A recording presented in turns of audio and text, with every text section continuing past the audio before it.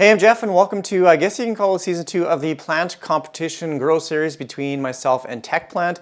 If you're unfamiliar with our channels, TECHPLANT is from Wisconsin. I am from Saskatchewan. We choose a certain plant, and this just so happens to be the Rhaphidaphora tetrasperma for this series, and we grow it over the course of a year. We use a little bit of science and a whole lot of luck to see who can get the largest leaves, like I said, over the course of the year. The tetrasperma is also called a mini monstera. It has cute little mini monstera deliciosa-like looking leaves, but did you know they can also get to be the size of about 12 inches or 1 foot. So the leaf can actually get pretty big, plus they can get fenestration. So that is the goal for this series. And Matt, you better look out because I got a trick or two up my sleeve.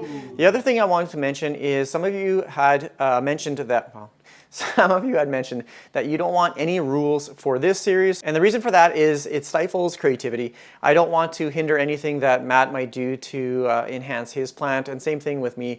I have no idea how he's growing his plant right now, and that's the fun thing about this series is whenever I upload my video, he does an upload as well, and then I get a chance to see how he's growing his plant, and then I can maybe tweak the way I'm growing mine or that sort of thing. So it's just a fun series, and I hope you guys can follow along as well. If you are following along with the grow series, I'd love to see some of your pictures. You can send it to my Instagram account, and I even have a Discord server now as well, so you can submit all those pictures to either one of those. I'll leave the links in the description, but let's get started. Before this competition officially started, there's some things that I wanted to build on that we learned in the Great Pothos race, and I want to apply it to this tetrasperma. Now, obviously, when Matt developed his hyperbolic chamber, we identified that heat and humidity had a drastic effect on not only the rate of growth and then variegation as well. So I want to apply that to this plant here as well. So I don't have like a hyperbolic chamber that I can put this in, but I do have an IKEA greenhouse cabinet. Right now downstairs here, my humidity, it's not the greatest. I do have a humidifier going, but the humidity downstairs is 34% and the temperature is 22 degrees. Probably about 10 minutes ago, I put my hygrometer in my IKEA cabinet. It does have a humidifier going, but look, the humidity jumped up to almost 80%, but the temperature dropped by 2 degrees, so that is a problem. But what I do have is the heat mat, and I don't expect there to be any huge change in ambient temperature, but just for scientific reasons, I'm going to place it in the cabinet underneath the plants just to see if it helps even minimally with the temperature in the cabinet. The first thing I want to do is take it out of the pot, look at the root system, plus I want to place it on a moss pole. The reason why I chose a moss pole over a plank system is eventually, as this continues to get larger over the course of the next year, then I want the ability to do a quick chop and prop. So I'm just going to squeeze the edge of the pot here. Doesn't look like any roots coming out the bottom, so I'm just going to squeeze this lightly. And yeah, there's quite a bit of soil to root ratio. Not much roots, so I think the smaller pot size will be sufficient, and it's even in one of those little fabric pods, so I'm just gonna kind of tear that away. I'm gonna be placing the back of the plant on the moss pole like that, and I'm just gonna be doing a rough size here. So definitely there is some space or some room for the roots and soil in there. That actually looks like a pretty good height for the plant as well. I'm just using an aeroid mix, just a nice light and fluffy soil. I'm just gonna pour a little bit in there, and then I'm gonna pack it down with my pencil. And then it's going right in the cabinet, that way it can get, well, I gotta check the temperature. I do use Foliage Pro for my fertilizer. It's now Super Thrive. It used to be Dynagrow. I can't find it anymore, so I'm looking for a new bottle of this. And then I do use a product called pH Down. I do correct the pH of my water, which I'll be giving a good thorough soaking right now. So I'm just going to soak the moss and let that kind of drip down into the pot. Just because I'm running low on supply, I've been doing every other watering with fertilizer. And this is a foliar fertilizer as well. There's something like that. It's coming out the bottom of the drain hole and looking absolutely gorgeous. Got a little saucer now to prepare for the entrance into the cabinet. And before I open it, it's probably been about an hour and a half since I placed the hygrometer and the heat mat in there. We're at 77% and it's raised it by 3 degrees. It was initially 20 degrees in the cabinet, so that is actually pretty interesting. Now I'm just going to do a little bit of cleaning up. I got to empty this tray and then I got to put away these pots. Wait a second. What is this? I just placed this on a moss pole. What the heck? Well, folks, since it was determined there are going to be no rules in this series, I went out and bought a second tetrasperma today, and it's not to double my chances in winning this contest just because Matt won last time with his hyperbolic chamber. What I wanted to do with this plant is to grow it in just regular house conditions. I'm going to be assuming that Matt will be using his hyperbolic chamber again to optimize heat and humidity just to get larger leaves. What I want to do with this plant is place it in pon. So I'm going to take it out of the soil, put it in lechuza pon, and then I want to grow it in just regular house conditions. Now I know in the Great Pothos race people commented saying it was nice to see my pothos and just how it's sized up in regular house conditions, but it's also nice to see how when you add heat and humidity, just how it basically explodes growth. So I wanted that for this plant. I want to see how lechuza pon grows the tetrasperma just in regular house conditions, and to see if I can get it in that mature form as well without any extra heat or humidity. So that is the plan for this plant. I just ordered some self-watering pots and I'm waiting for those to come in, and I do have some lechuza pon on hand, but for right now I'm just going to kind of let this acclimate to my house conditions. I did spray off the leaves here with an insecticidal soap, just making sure that if there's any pests on there, just kind of blast them off and coat them with this spray. So I'll probably do it a couple times and then it'll just be introduced into my collection here, but we'll see how this one goes.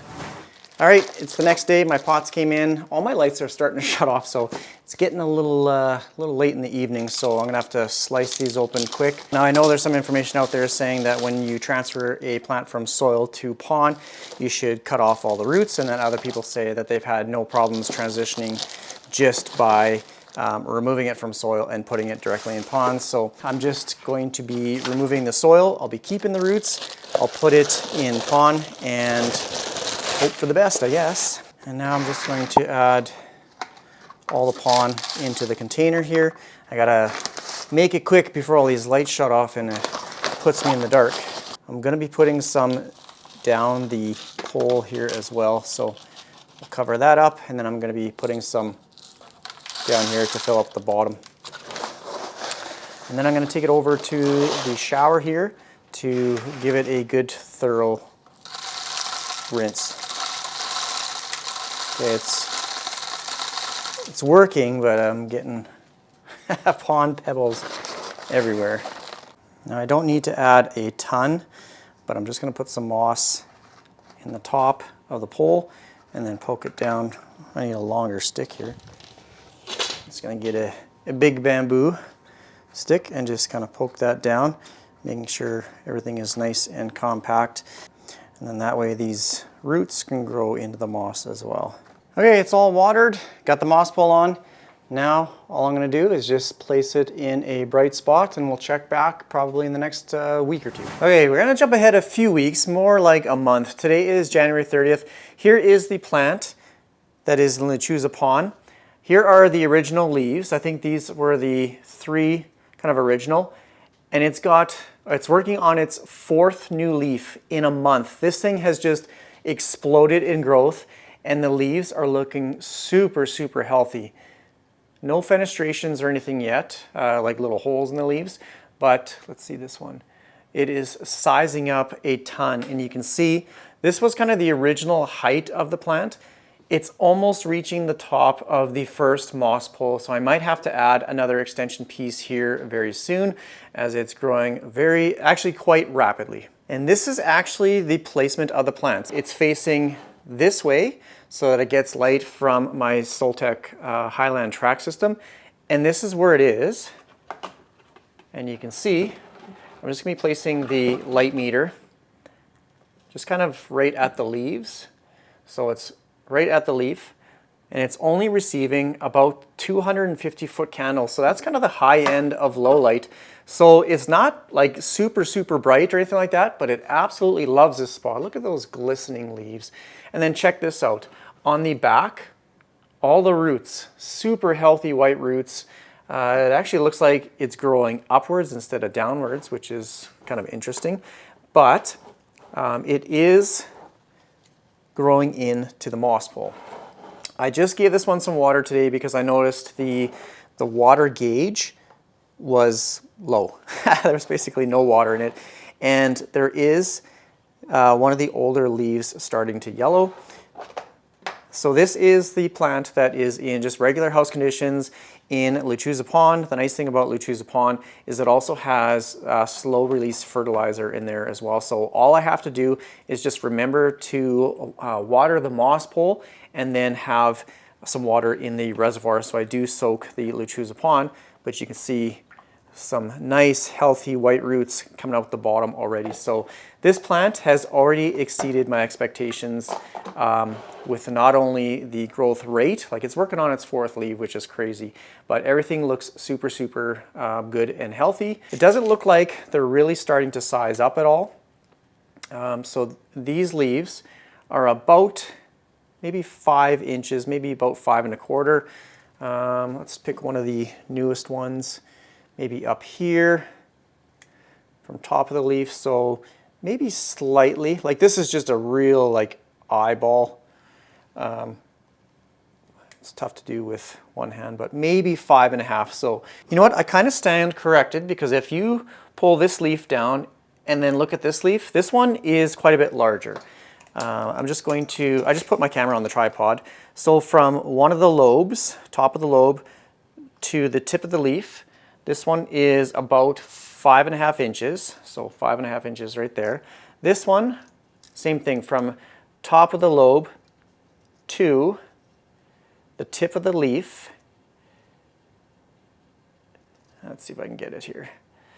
Is just under 6 inches. So these are the original leaves right here, and you can see there's 2 slits on this side, 1 on this side. With each new leaf that it's been getting, it's got 2 on this side, 3 on that side. The latest leaf on this one here, it's got 3 slits and then 2 slits on that side. So it is starting to size up for sure. I can't wait to see the newest leaf once it's fully emerged and hardened off. Now the one from the cabinet, I actually haven't taken it out of the cabinet. Ooh, it's got some nice leaves on this. And I haven't compared it to this one yet. So side by side, you can see the just regular house conditions in Lechuza Pond is quite a bit taller. This newest leaf has got 3 slits on each side. So very interesting. Now I'm going to size up or measure the leaves here as well. I'm going to have to add some more moss in this one as well, but for the latest leaf, from lobe to tip, is about maybe 5 1/4. Let's see the overall height of the plant. I'm going to measure from the top of the pot to the top leaf here. It's 20 inches. So that one's 20 inches. From the top of the pot to the top of this leaf is 25. Yeah, I have to keep an eye on the internodes. If it starts getting too spaced out, then this tells me it's not getting enough light. It's basically stretching out. The internodes, the area between the nodes on this plant, these ones are quite short, whereas you can see these ones are quite stretched out. So I know this one, I'll have to show the cabinet and we'll do a light measurement, but the light is pretty much right in the face of this one, so I'm not surprised that the node spacing is less compared to this one here. So I might have to keep an eye on that and just kind of see how the growth between the two compares. Oh, some nice roots in this one. Not as much as the Lechuza Pond. This one's just exploding. This one definitely needs some water. It's pretty light. So I'll show you how I water this one as well as what type of light it's getting in the cabinet. But man, these are both looking gorgeous. So I have the Barena T10 vertical grow light right in front of the cabinet like that. Sometimes I move it a little bit closer, a little bit farther, depending on if I have to access my little walkway here. The glass on my cabinet, absolutely filthy, which is the norm. And then here's the plant. So when I place the light meter kind of against the glass here, close to the leaves, I'm just going to angle it to how I would normally have it. It's getting around maybe 300, maybe around 360 foot candles, which is quite a bit more light than the plant on the table there. So yeah, definitely receiving more light. Whoops, I'm going to put this back here. Now I'm going to show how I water this plant as well. This is absolutely life-changing. This thing right here, the accuracy of the water spurt, incredible. So I'm just going to demonstrate. I'm going to get the light in here nice and close. Prop this open like that. So the way I water, obviously, is I water the moss pole. But watch this. Look at that stream. And as you pull it back, like I can water my plant from like 3 feet away. Still watering. Incredible. So this is how I water pretty much all my plants in the cabinet right now. And I don't know if Matt sent it or not, but we're dealing with a little bit of a thrip issue in the cabinet. So I've been keeping an eye on this tetrasperma here, but so far I haven't seen any pest damage. And that's how I lost my previous tetrasperma, is from thrips. So I'm being extra cautious on keeping an eye on this one, and then making sure that there's no damage. And I've been treating all of them. I've been spraying them down with like an insecticidal soap. So hopefully that prevents these thrips from destroying my plants. So I'm pretty sure Matt from TECHPLANT sent thrips to sabotage the plant from the Pothos race. So I don't know if you noticed, but with the addition of the heat mat, I also added one of those reptile heat wires. So the wire I kind of ran all along the back. You can see it's kind of up against the ledge there as well. It really hasn't done anything different in regards to the temperature, and I'll explain why the temperature along with the humidity is crucial for a cabinet like this. There's a concept that's new to me called the vapor pressure deficit, and I'm not going to get into any big sort of scientific explanation with it, but there's a direct correlation between the amount of kind of ambient humidity and temperature. A perfect example of this is when people have an IKEA greenhouse cabinet and they put a humidifier in there and they pump up the humidity to like 80 or 90%, but they don't match that with temperature. So it might only be like 20 degrees Celsius. I don't even know what that is in Fahrenheit. I'll just put it up on the screen. But that creates an unbalanced pressure, and it affects the plant, I guess, negatively. You have to have a higher temperature with a higher humidity. Otherwise, it causes an imbalance to the vapor pressure or the deficit, I guess. If you have a VPD that is too high, it can lead to water stress, wilting, stunted growth as plants struggle to retain moisture. If your VPD is too low, it may result in reduced transpiration, hindering nutrient uptake, and potentially promoting fungal disease due to high humidity. So you have to have your pressure within a certain range. There's many resources and charts out there. One great explanation of the whole VPD or vapor pressure deficit, including charts, is from Ashley Gardening in Canada. I'll leave the link to her website and to this post. Now she says for houseplants you need a vapor pressure of about 1 to 1.2 kilopascals.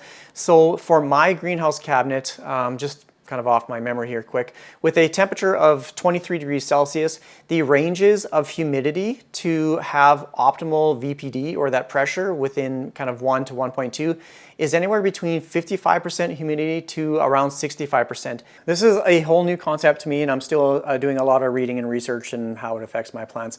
Right now, I'm trying to develop, we're still in the research and development stage of a chamber that closely monitors and optimizes light, temperature, and humidity. So this is just a very rough draft, and it is called the CRC. And I'm naming it the chlorophyll reaction chamber. It is a little bit different than the hyperbolic chamber. I don't want to disclose any of the specifics with that. This is pretty much top secret. You can't even, I shouldn't even really be showing you this, but it's still in the planning stages, and I hope to have it up and running soon.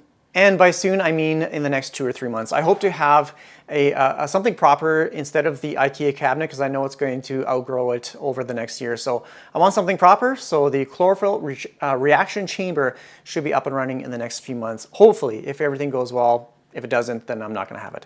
But I hope you enjoyed this first video in this new plant growing competition series.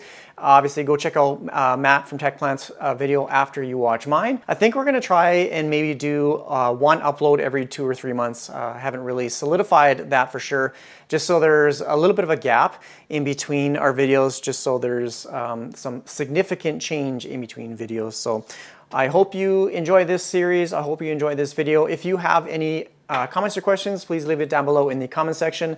Otherwise, thanks again for watching my videos. Take care, everyone. Bye.